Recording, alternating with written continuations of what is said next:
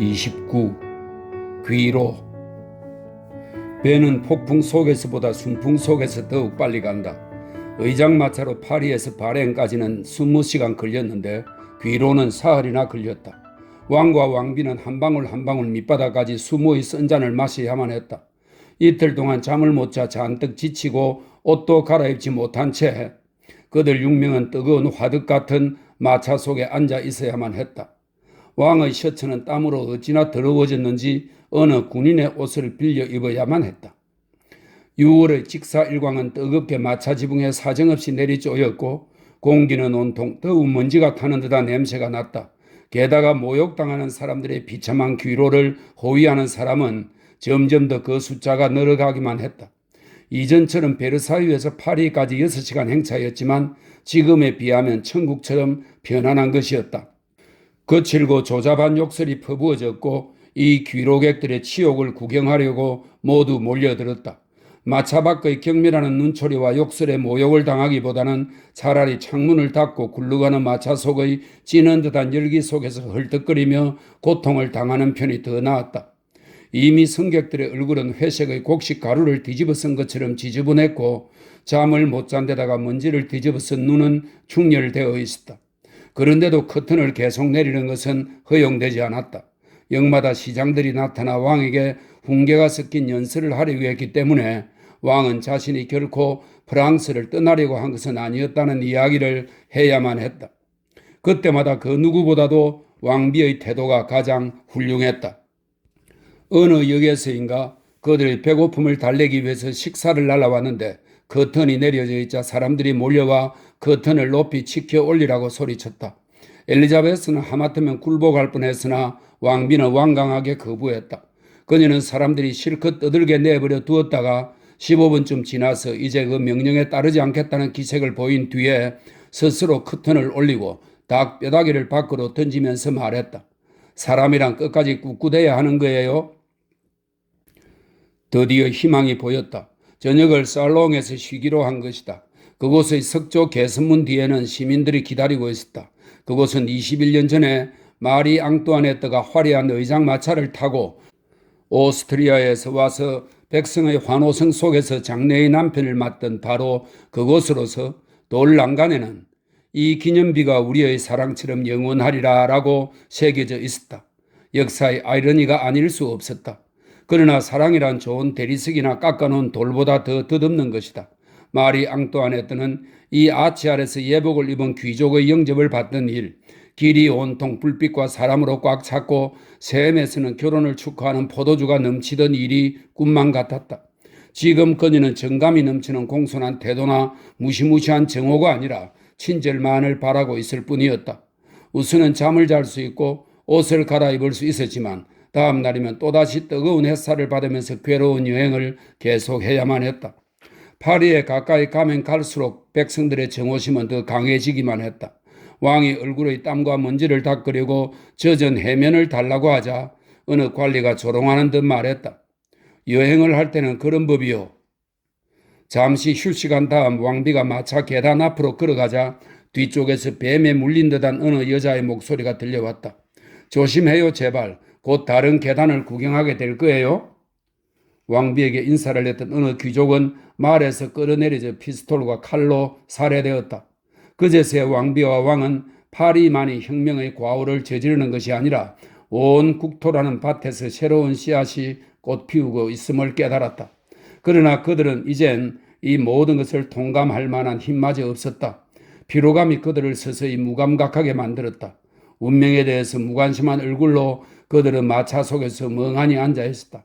그때 드디어 급사가 달려와 왕실 일가의 마차를 보호하기 위해서 국민의회 의원 3명이 오고 있다는 전가를 가져왔다. 이제 목숨은 건진 것이다. 그러나 그뿐이었다. 마차는 넓은 국도 한가운데서 정지했다. 왕당파의 모브르, 부르주아 변호사인 바르나보와 자코뱅 당원인 페티옹이 그들을 맞이하기 위해서 왔다. 왕비는 손수 마차의 문을 열었다. 여러분, 그녀는 흥분해서 말하며 세 사람에게 얼른 손을 내밀었다. 불행한 일이 일어나지 않도록 해주세요. 우리를 따라갔던 사람들이 희생되지 않고 생명을 보존할 수 있도록 말입니다. 중대한 순간에도 그녀는 나무랄 데 없이 용감했고 올바르게 처신했다. 왕좌를 보존하려고 호소한 것이 아니라 자기에게 충성했던 사람들을 위해서 호소한 것이었다. 이와 같은 왕비의 고귀한 사람만이 가질 수 있는 강한 태도는 처음부터 사절들의 거만한 태도를 무력하게 만들었다. 자코뱅 당원이었던 페티옹은 메모에서 왕비의 확고한 발언이 자신에게 강한 인상을 남겼다고 고백했다. 그는 즉시 소란한 백성들에게 조용히 하라고 말하고 나서 왕실 일가를 위험에서 보호하기 위해서 마담 드 투르젤과 마담 엘리자베스를 다른 마차에 타게 한 뒤에 국민의회 사절 두 사람이 마차에 함께 타는 것이 좋겠다고 제안했다. 그러나 왕비는 거절하며 그냥 자리를 더 좁혀 앉겠다고 했다. 그들은 급히 자리를 옮겨 앉아야 했다. 바르나브가 왕과 왕비 사이에 앉고 왕비는 왕세자를 무릎에 앉혔다. 페티옹은 마담 드 투르젤과 마담 엘리자베스 사이에 앉았고 마담 드 투르젤이 공주를 무릎 사이에 앉혔다. 6명 대신에 8명이 무릎을 맞대고 앉은 셈이었다.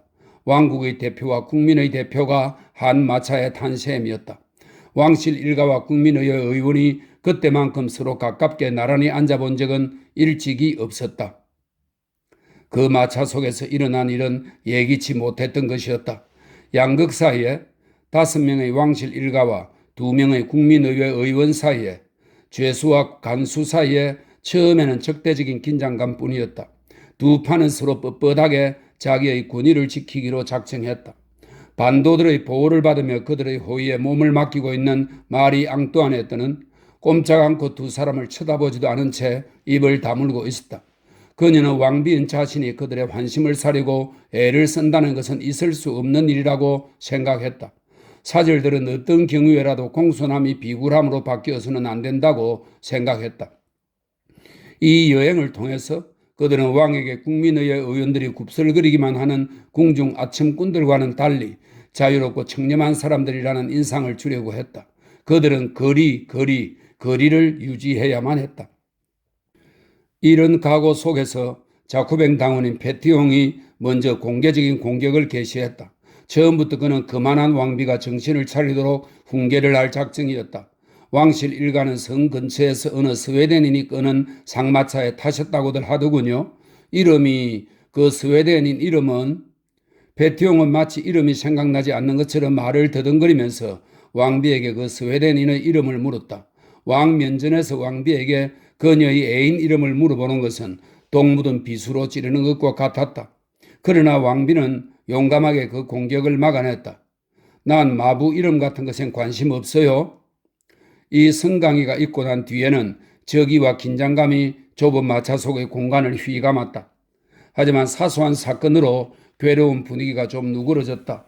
어린 왕자가 어머니의 무릎에서 뛰어내려온 것이었다. 낯선 두 사람에게 그 아이는 호기심을 보였다. 아이는 바르나브의 단추를 작은 손가락으로 잡고서 자유롭게 살 수 없다면 죽음을 이라고 쓰인 글씨를 더듬더듬 읽었다. 두 사절은 프랑스의 장래의 왕이 이런 식으로라도 혁명의 근본 정신을 알게 된 것이 기뻤다. 그래서 대화의 문이 열렸다. 그러자 또 묘한 일이 일어났다. 저주하기 위해서 출정한 발람이 축복을 내리기로 작정을 한 것이다. 양쪽은 모두 상대가 서로 멀리서 상상했던 것보다는 꽤 괜찮은 인물이라는 사실을 깨달았다.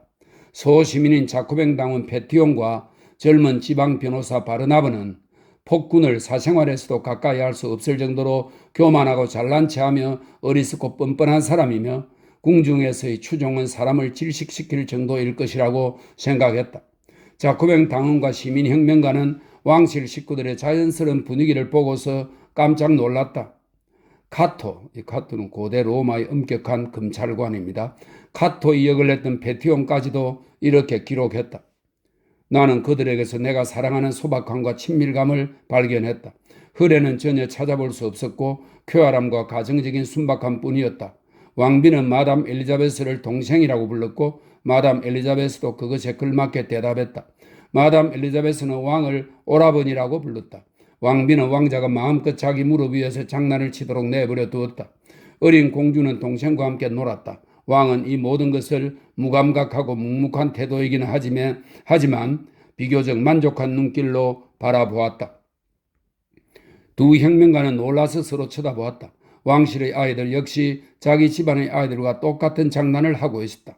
그들은 더러운 옷을 입은 프랑스 국왕보다도 자신들이 훨씬 더 고급 옷을 입었다는 사실이 괴롭기까지 했다. 처음의 적대감은 점차 누그러졌다. 왕은 술을 마실 때 술잔을 예의 바르게 페티옹에게 내밀었다. 왕세자가 오줌이 마렵다고 하면 왕이 황송하게도 손수 아들의 고위춤을 열고 오줌을 누는 동안 은병기를 들고 있는 것을 보고서는 기가 막힌 자코뱅 당원은 초자연적인 사건을 보는 듯 했다. 이 폭군들도 역시 우리와 같은 인간 아닌가? 잔인한 혁명가는 깜짝 놀랐다. 왕비 역시 참으로 의외였다. 국민의회의 간악하고 잔인한 무리들이 어떻게 저렇게 훌륭하고 공손할 수 있을까? 피에 굶주리지도 않았고 무식하지도 전혀 어리석지도 않았다. 그 반대였다. 아르투아 백작이나 그 패거리들보다도 함께 대화하기가 수월할 정도였다.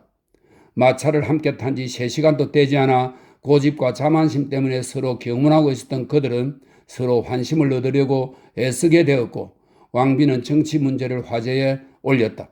참으로 아름답고 깊은 인간적인 변화가 아닐 수 없었다. 2명의 혁명가들에게 그릇된 신문의 오도로 인해서 백성들이 흔히 생각하듯이 왕실의 사회가 그렇게 편협하고 악의에 차 있는 것이 아님을 증명하려고 했다. 두 사절은 왕비에게 국민의회가 목표하는 바를 마라의 거친 울부짖음과 혼돈하지 말아달라고 말했다. 이야기가 공화국에 미치자 페티옹은 조심스럽게 대화를 회피했다. 궁중 분위기라는 것이 열정적인 혁명가까지도 혼란스럽게 해서 바보로 만들어 놓을 수 있다는 사실이 페티옹의 표현을 통해서 보다 더 재미있게 증명된 적은 일찍이 없었다. 사흘 동안의 공포에 가득 찬 밤과 사흘 동안의 살인적인 무더위 속에서의 불편한 마차 여행, 게다가 정신적인 흥분과 수치는 여자들과 아이들을 말할 수 없이 지치게 만들었다. 잠이 든 마담 엘리자베스는 무의식적으로 곁에 앉은 페티옹에게 몸을 기댔다. 이 행동에 멍청이는 정신이 다 나가고 말았다. 그는 호색적인 유혹을 했고 궁중 분위기에 혼이 나간 불쌍한 자신을 수백 년 동안 웃음거리로 만들 만한 말들을 보고서에 기록하고 말았다. 마담 엘리자베스는 애정이 가득한 눈길을 내게 보냈는데 그 눈에는 순간적이었지만 흥미를 불러일으키는 모라의 표정이 떠돌았다. 일종의 이해와 매혹 속에서 우리의 눈길은 서로 마주쳤다. 밤이 깊어지자 이 분위기에 맞추어 달빛 역시 밝게 빛났다. 마담 엘리자베스는 공주를 무릎에 앉혔는데도 반쯤은 내 무릎에 앉힌 상태였다. 반쯤은 마담 무릎이었다. 공주가 잠이 들었을 때 나는 한쪽 팔을 펴고 있었고 마담 엘리자베스는 그녀의 팔을 내 팔 위에 얹었다. 우리의 팔은 서로 엉켜 내 손이 그녀의 겨드랑이 아래까지 가 있었다. 나는 그녀의 옷 속의 따스함과 움직임을 그대로 느낄 수 있었다. 마담 엘리자베스의 눈길에 나는 감동을 받을 수밖에 없었다. 나는 그녀의 태도 속에서 확실히 모라의 빛을 보았던 것이다. 그녀의 눈은 축축이 젖어 있었고 그녀의 우울 속에는 관능적인 쾌락 같은 것이 숨겨져 있었다. 내가 잘못 본 것인지도 모르지만 불행의 모습을 만족의 모습으로 착각한 것인지도 모른다. 그러나 그때 우리 둘뿐이었다면 그녀가 내 팔 속에 뛰어들어 본능적인 충동에 몸을 내맡길 쓸 것이라고 나는 확신한다. 미남 페티옹의 우스꽝스러운 에로틱한 환상보다도 더 중요한 것은 동행자인 바르나브에 대한 왕비의 위험한 마력이었다. 지방도시에서 갓 파리에 온 젊은 변호사이며 이상주의에 불타는 혁명가인 그는 프랑스 왕비에게 혁명의 기본 이념이나 당원의 사상을 설명할 기회를 얻자 흥분하고 말았다. 굉장한 사회가 아닐 수 없다고 포자 후작은 생각했다. 이 포자 후작은 실러의 유명한 희곡 돈 카를로스에 나오는 비극적인 주인공인데 친구를 위해서 희생하는 역이라고 합니다.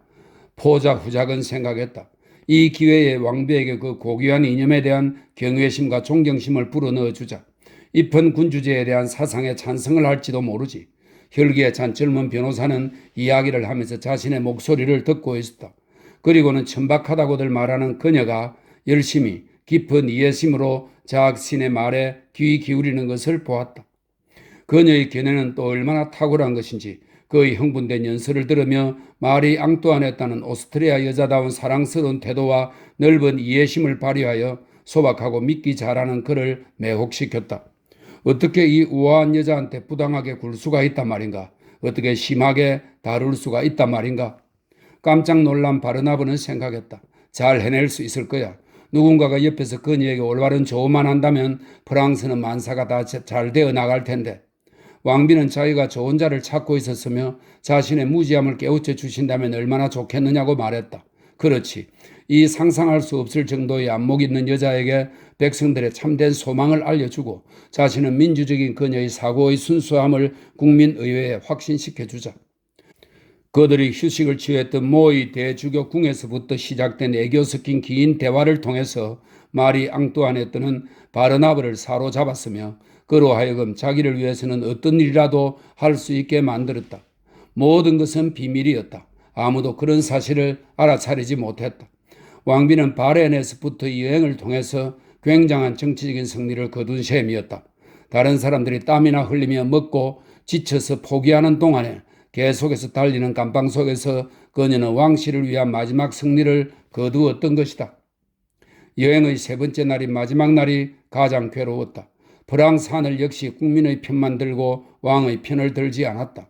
해는 아침부터 저녁까지 먼지 덮인 빈틈없이 끼어앉은 화덕 같은 사료마차를 사정없이 달구었다. 구름의 시원한 손은 한순간도 타는 듯한 마차의 지붕 위로 그림자를 던져주지 않았다. 드디어 일행이 파리 성문 앞에 도착했다. 그러나 갤리선을 타고 온 왕을 구경하려는 수십만의 인파는 무엇인가 보상을 받지 않으면 물러가지 않으려고 했다. 왕과 왕비는 생든이 성문을 지나 성으로 곧장 들어가지 못하고 환상도로를 돌아 끝없는 불바르를 통과해야 했다. 그들은 도중에 그들에 대한 존경의 한마디 부르짖음도 비방의 한마디 부르짖음도 듣지 못했다. 왜냐하면 왕을 맞는데 경멸이란 있을 수 없는 일이고 나라의 죄수들을 비방하는 사람은 누구를 막론하고 몽둥이 찜질을 하겠노라고 포고를 해놓았기 때문이었다. 그러나 왕실 마차를 뒤따라오는 마차를 보자 끝없는 환호성이 터져나왔다. 그 안에는 인민이 이 승리에 대해서 고맙게 생각하는 간계와 술책으로 왕실 일가를 노획한 대담한 사냥꾼 드루에가 몸을 드러내고 있었다. 이 여행의 맨 마지막 장면이야말로 극히 위험한 순간이었다. 마차에서부터 궁의 정문에 이르는 2m 거리에서 일어난 일이었다. 왕실 일가가 국민의회 의원들의 보호를 받았기 때문에 분노한 군중은 희생을 요구하며 왕을 유교한 3명의 무고한 호위병들에게 달려들었다. 마부석에서 끌려 내려오는 순간 일이 벌어졌다. 왕비는 궁의 정문 앞에서 피가 흐르는 호위병들의 머리가 창끝에 매달리는 장면을 보아야 했다. 그때 국민군 병사가 뛰어들어 총검으로 군중을 내몰고 문을 열었다. 그제서야 화덕의 문이 열리고 더럽고 땀에 젖고 지친 왕이 무거운 걸음으로 맨 먼저 마차에서 나왔으며 그 뒤를 왕비가 따랐다. 오스트리아 계집에 대한 위험스러운 욕설이 튀어나왔지만 왕비는 재빠른 걸음으로 정문까지 걸어갔다. 뒤에는 아이들이 따라갔다. 끔찍한 여행은 이제 끝난 것이다. 안에서는 하인들이 행렬을 지어 기다리고 있었다. 예전처럼 식탁이 준비되었고 작석 서열이 준수되었다. 궁으로 돌아온 사람들은 믿을 수가 없었다. 마치 꿈을 꾼 듯한 기분이었다. 그러나 실제로 이 닷새는 개혁의 5년보다도 왕권의 기초를 더 강하게 흔들어 놓은 셈이었다. 왜냐하면 구금 상태인 이상 왕관을 쓰고 있다고 말할 수 없기 때문이었다. 결과적으로 왕은 한 계단 내려가고 혁명은 한 계단 올라간 셈이었다. 그러나 지친 남자에게 그런 것은 별것이 아닌 일로 생각되었다. 만사에 무관심한 그는 자신의 운명에 대해서도 무관심했다. 꼼꼼한 필적으로 그는 일기에다가 6시 반에 모 출발, 8시 파리 도착, 휴식 없었음이라고만 적었다. 그것이 루이 16세가 생애에서 받은 가장 깊은 치욕에 대해서 언급한 전부였다. 베티옹도 같은 말을 했다. 그는 마치 아무것도 보지 않은 사람처럼 태연했다. 사냥 파티에서 돌아온 듯이 보일 정도였다. 그러나 마리 앙뚜아네트는 모든 것을 잃어버렸다는 사실을 알았다.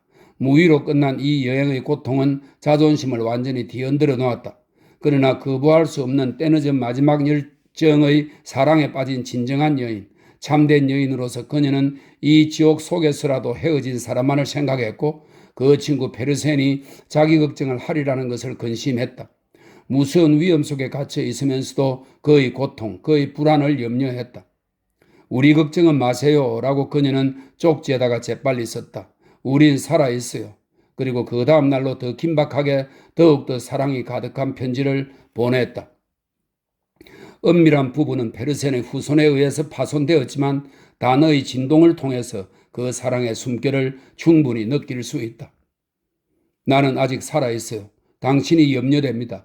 우리한테 아무 소식도 받지 못해서 당신이 근심하리라는 생각을 하면 괴롭습니다. 이 편지를 당신이 받을 수 있기를 기원합니다. 나한테 편지하지 마세요. 위험하니까요. 그리고 어떤 일이 있더라도 오시면 안 됩니다. 사람들은 당신이 우리를 이곳에서 데리고 나갔다는 사실을 알고 있습니다. 당신이 오면 모든 일이 실패로 돌아갑니다. 우리는 낮이고 밤이고 감시당하고 있습니다. 그렇지만 난 아무렇지도 않습니다. 걱정하지 마세요. 나한테는 아무 일도 없을 테니까요. 의회는 우리를 관대하게 대해줍니다. 안녕. 당신에게 이제 다시는 편지를 보내지 못할 것입니다. 하지만 그녀는 페르센에게서 아무 말도 듣지 못하는 상황을 참을 수가 없었다. 그래서 그 다음 날로 소식과 위로와 사랑을 요구하는 아름답고 부드러운 편지를 썼다. 당신을 사랑하고 있다는 말밖에 말할 여유가 없어요. 난 잘 지내고 있습니다. 그러니 내 걱정은 마세요. 당신도 잘 지내기를 바랍니다. 저한테 암으로 쓴 편지를 보내주세요. 당신 시종의 주소로 말입니다. 그리고 당신께 어느 주소로 편지해야 할지 가르쳐 주세요. 편지를 쓰지 않으면 난 살 수 없어요. 안녕히 계세요.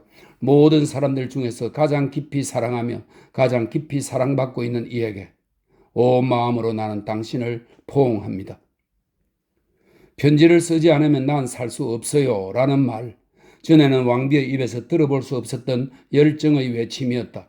그러나 그녀는 이름만 왕비일 뿐 이전의 왕비가 아니었으며 왕비에게는 이제 아무도 빼앗아갈 수 없는 것, 즉 사랑만이 남아있을 뿐이었다. 그리고 이 사랑의 감정이야말로 그녀에게 위대하고 단호하게 자기의 생을 방어할 수 있는 힘을 주었다. 30. 서로 속이다. 바렌으로의 도주는 혁명사에서 새로운 장을 열었다. 바로 그날 새로운 당파인 공화파가 탄생했다.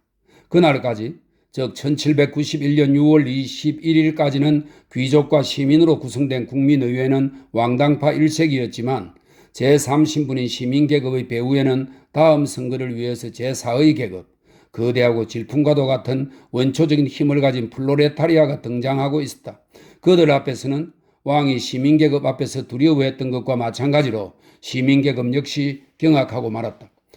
불안하고 애석한 마음으로 유상계급은 프롤레타리아가 얼마나 악마적으로 근원적인 힘을 가졌는가를 느꼈고 서둘러 헌법으로 왕의 권력과 인민의 권력 사이의 경계를 구분지으려고 했다. 루이 16세의 동의를 얻기 위해서는 그를 개인적으로 보살필 필요가 있었다. 그리하여 온건파들은 바렌으로의 도주에 대해서 왕을 비난하지 않기로 했다. 그가 파리를 떠난 것은 자유의사가 아니라 유괴였다고 떠들었다. 자코뱅당이 연병장에서 왕의 폐위를 요구하는 시위를 벌이려고 하자 시민계급의 지도자인 바이와 라파예트는 처음으로 기병과 소총 사격으로 그들을 해산시켰다.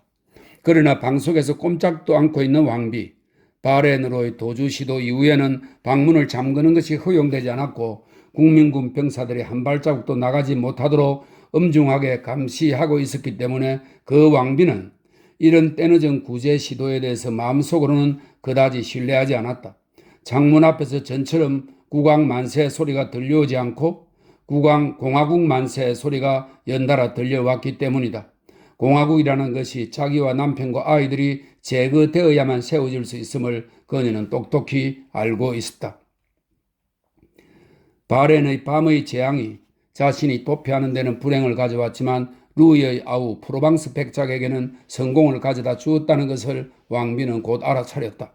브리셀에 도착하자 곧 그는 부담스럽고 괴로운 아우의 종속적 지위를 내던지고 마치 군주처럼 왕국의 대표자처럼 굴었다. 진짜 왕인 루이 16세가 파리에 포로로 붙잡혀 있는 한에서는 자신이 섭정이며 왕권의 정당한 대표라고 선언했다. 이상하게도 이곳 사람들은 국왕의 포로 생활을 좋아하고 있습니다 라고 페르센은 브리셀에서 썼다. 아르투아 백작은 희색이 만면할 정도입니다. 오랫동안 비굴하게 형의 수행원처럼 지내야 했던 루이의 두 아우는 드디어 소파에 가슴을 펴고 앉아 있었다. 전쟁에 대해서는 걱정할 필요가 없었다. 그렇게 되면 루이 16세와 마리 앙뚜아네트, 게다가 루이 17세까지 죽임을 당할 것이고 더불어 왕좌로 가는 두 계단을 단숨에 뛰어넘는 셈이 되니까 더 잘된 일이 아닐 수 없었다. 그렇게만 된다면 머시우 프로방스 백작은 루이 18세라고 불리게 될 것이다. 타국의 영주들도 당연히 그렇게들 생각하고 있었다. 전제주의적인 이념으로는 어느 루이가 프랑스 옥좌를 차지하던 별 상관이 없었다. 중요한 것은 유럽에서 혁명적이며 공화주의적인 독소가 제거되어 프랑스 전염병의 싹이 말살되기만 하면 되었다. 지극히 냉정한 태도로 스웨덴의 구스타프 3세는 이렇게 썼다. 왕실 일가의 운명에 대한 내 관심은 지대하지만 그보다는 유럽 균형의 일반적인 상황, 특히 스웨덴의 이해관계나 군주의 권한이 저울 때에 올라갔다는 점에 더욱더 관심이 깊다. 모든 것이 프랑스에서 왕권이 재확립될 수 있느냐 없느냐에 달려있다. 왕권이 확립되고 말 조련장에 불과하다는 괴물인 국민의회만 분쇄된다면 왕좌에 루이 16세가 앉든 17세가 앉든 샤를 10세가 앉든 아무 상관이 없다. 더 이상 더 확실하고 시니컬하게 표현할 수는 없다. 군주들로서는 군주의 문제, 즉 자신의 확고한 권력에만 관심을 가질 뿐 구스타프 3세가 말했듯이 어느 루이가 왕좌에 앉는가에 대해서는 전혀 관심이 없었다. 사실 그들은 끝까지 아무 관심도 보이지 않았다. 이 무관심에 대한 대가로 왕과 왕비는 목숨을 바쳐야만 했다. 마리 앙뚜아네트는 이러한 안과 밖의 이중 위험에 대항해서 즉 국내의 공화주의 사상과 인접 국경 제후들의 전쟁력에 맞서서 싸워야 했다. 그것은 초인적인 과제로서 연약하고 궁지에 몰린 채 친구들로부터 버림받은 여자에게는 거의 감당하기 어려운 일이었다. 그 일을 위해서는 오디세우스며 동시에 아킬레우스인 교활하고 대담한 천재 새 미라보가 필요했다. 그러나 이 무서운 공궁 속에서는 시시한 조언자밖에 찾아볼 수가 없었다. 왕비는 할 수 없이 밖으로 시선을 돌렸다. 바렌으로부터의 귀로에서 마리 앙뚜아네트는 의회에서 상당한 발언권이 있는 지방 변호사 바르나브가 자기의 달콤한 말에 얼마나 쉽게 매료되는가를 재빨리 깨달았던 것이다. 왕비는 그의 약점을 이용하기로 했다. 결국 그녀는 비밀 편지를 바르나바에게 썼는데 바렌에서 돌아온 이후 자신이 많은 이야기를 주고받았던 그의 지성과 정신을 잊지 못하고 있으며 편지를 통한 대화를 그와 주고받는다면 많은 것을 얻게 되리라고 생각합니다. 라고 말했다. 그녀는 또한 자신의 성격이 공공의 복리를 위해서라면 모든 것을 다 바칠 수 있는 성격이므로 이 일에 관해서 함부로 입을 열지 않으리라는 사실에 대해서도 믿어도 좋다고 안심시켰다. 이런 식으로 서두를 꺼내고 나서 그녀는 다음과 같이 말했다. 지금 상태는 길게 계속되지 않겠지요. 무슨 일이든지 일어나고야 말일 것입니다. 무슨 일일지 나로서는 지금 알 수 없지만 그것을 알기 위해서 당신에게 도움을 청합니다. 내가 선의에서 이런 일을 한다는 점은 우리의 대화를 통해서 아실 것입니다. 난 변치 않습니다. 그것이 우리에게 남아있는 내가 어떤 경우에도 잃지 않는 유일한 재산입니다. 당신이 정의에 대한 소망을 가지고 있음을 나는 믿습니다. 우리는 똑같은 소망을 가지고 있으며 남들이 그렇지 않다고 반박하더라도 항상 그러할 것입니다. 당신은 우리의 희망이 성취될 수 있도록 우리의 처지가 되어 한번 생각을 가다듬어 주세요. 만약 어떤 방책을 당신이 찾아내고 내게 그 생각을 전할 수 있는 방법을 발견하신다면 내가 할 수 있는 일을 있는 대로 알려드리겠습니다. 진실로 공공의 복리를 위한 길이라면 어떤 희생도 불사할 각오가 되어 있습니다. 그는 이 편지를 친구들에게 보여주었다. 그들은 기쁨과 동시에 두려워했고 결국 왕비의 은밀한 조언자가 되기로 결정했다. 루이 16세는 전혀 안중에도 없었다. 우선 그들은 왕비에게 망명 왕족들이 돌아오도록 충동질하고 오빠인 황제로 하여금 프랑스 헌법을 인정하도록 만들라고 충고했다. 그녀는 조언자들이 부르는 대로 오빠에게 편지를 썼다. 그들의 지시를 그대로 따랐다. 단지 명예와 감사가 관계하는 점에서만은 양보하지 않았다. 이것만으로도 그녀의 신임 정치 문제 교사들은 그녀가 깊이 감사하는 마음을 잃지 않는 학생이라고 생각했다. 그러나 이 정직한 자들 역시 무참한 실망만을 안겨줄 뿐이었다. 사실 마리 앙뚜아네트도 이 역적들을 별로 믿은 것은 아니었다. 고대하고 있는 무장회합을 오빠가 소집할 때까지만이라도 지연작전을 써보려던 것에 불과했다. 페넬로페, 이 페넬로페는 오디세우스의 아내입니다. 페넬로페처럼 낮에 새 친구들과 꿰맨 솔기를 밤이면 풀었다. 구술된 편지를 오빠 레오폴드 2세에게 붙이는 한편 메르시에게 이렇게 썼다. 내가 29일에 당신에게 편지를 보냈죠. 그 편지가 내 문체와는 어딘가 다르다는 것을 쉽게 알아보았을 것입니다. 그러나 나로서는 그 편지 초안을 잡아준 이곳 당원들의 요구를 들어주는 수밖에 도리가 없었습니다. 나는 어제 황제께 다시 편지를 썼습니다. 지금 상태에서 나는 남들이 요구하는 대로 행동하는 수밖에 없으며 그렇게 편지를 쓰는 수밖에 없다는 사실을 오빠께서 이해해 주지 못하리라는 생각을 하면 비굴한 생각이 듭니다.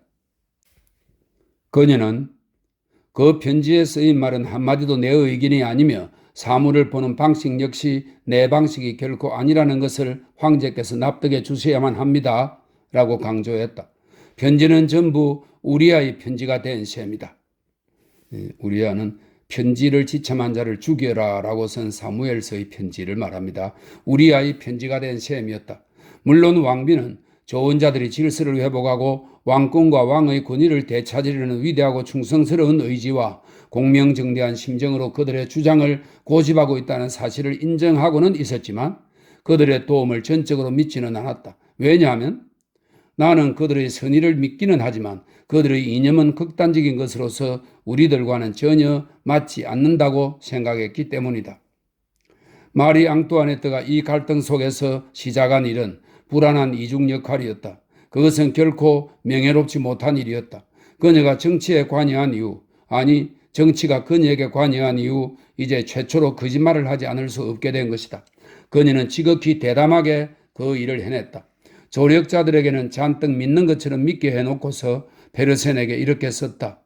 걱정하지 마세요. 난 공수병 환자의 포로가 되지는 않았기 때문입니다. 내가 그들 중 몇몇과 만나거나 관계를 맺고 있는 것은 그들을 이용하려는 생각에서일 뿐입니다. 그들과 그런 일을 꾸미기에는 나는 너무나 그들을 혐오하는 것 같습니다.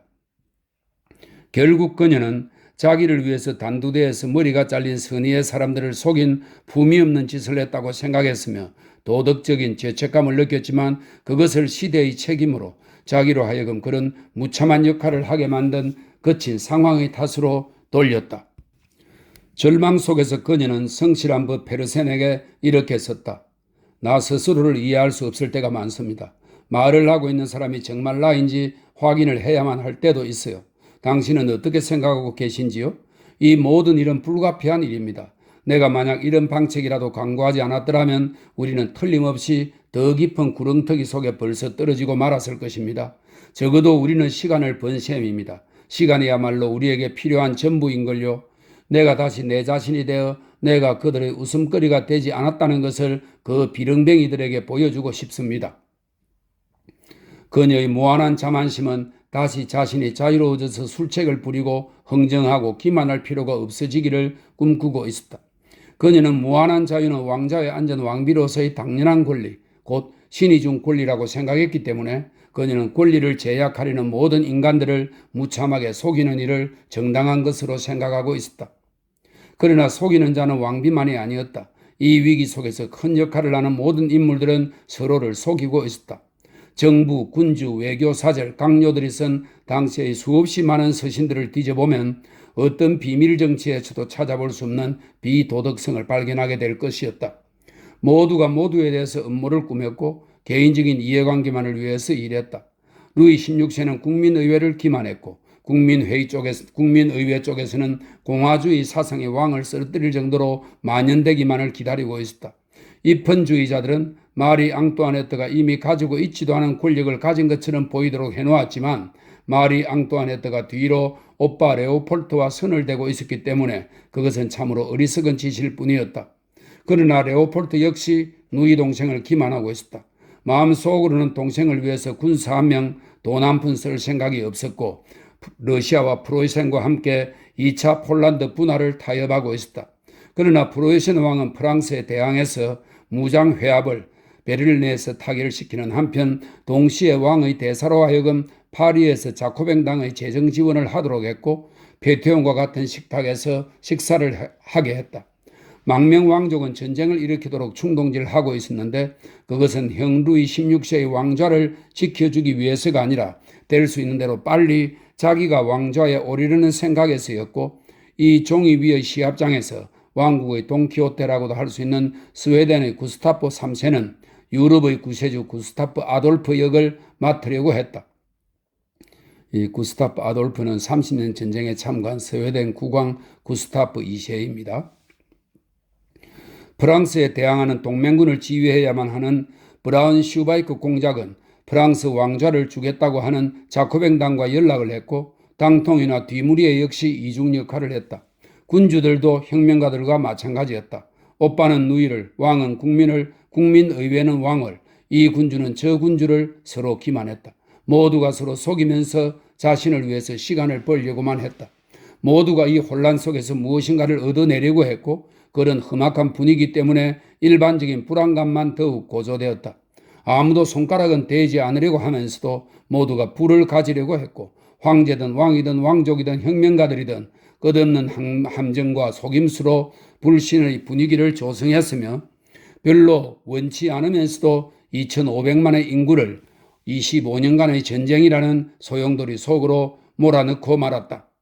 설명이 추가되어 있습니다. 오늘날 1930년대 말이죠. 오늘날의 세계를 물들인 것과 비슷한 상황이었다. 이런 설명이 있습니다.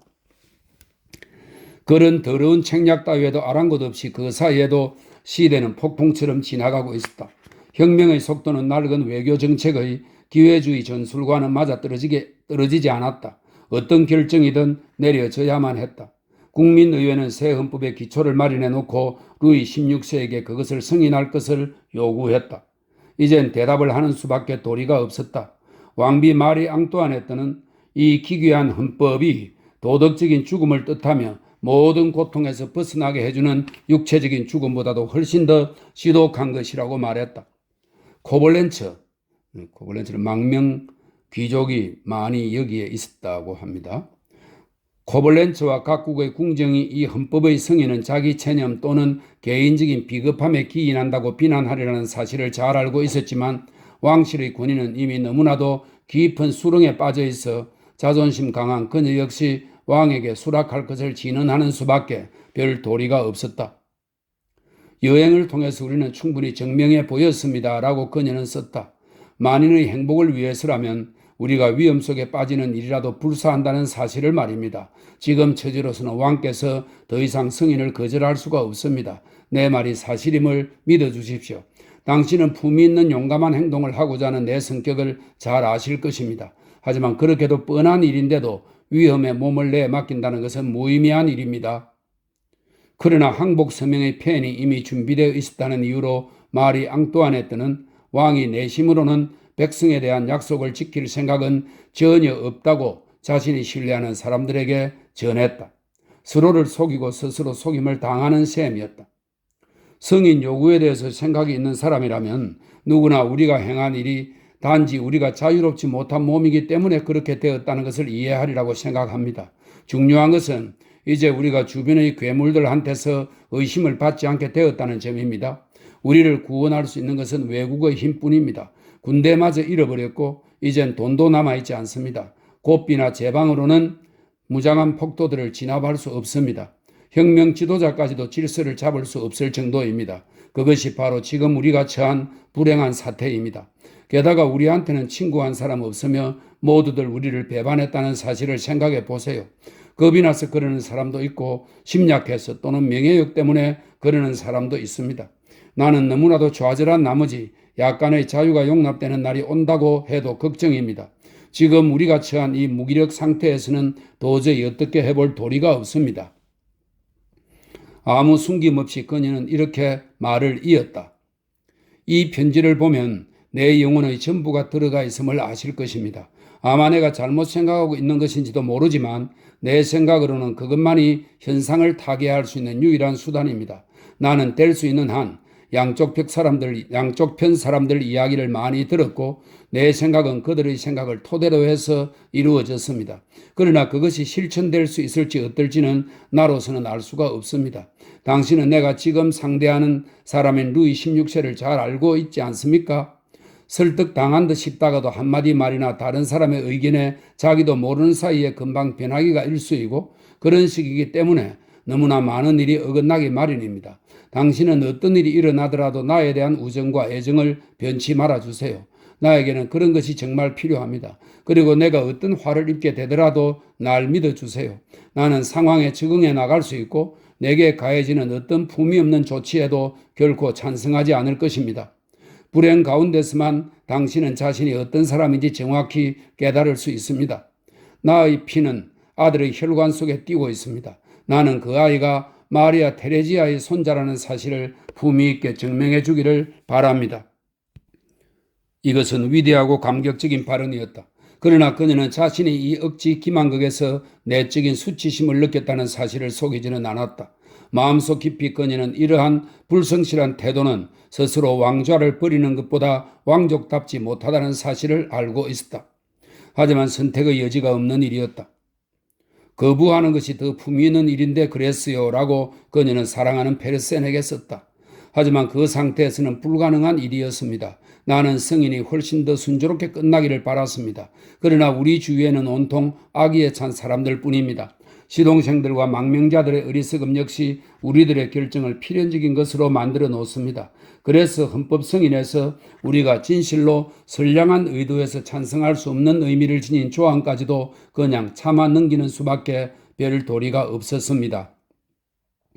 이렇게 불명예스럽고 그리고 그 때문에 비정치적으로 헌법을 표면적으로만 승인함으로써 왕실은 한숨 돌릴 시간을 얻을 수 있었다. 그것이 바로 이중 노름이 가져다 준 이익의 전부였다.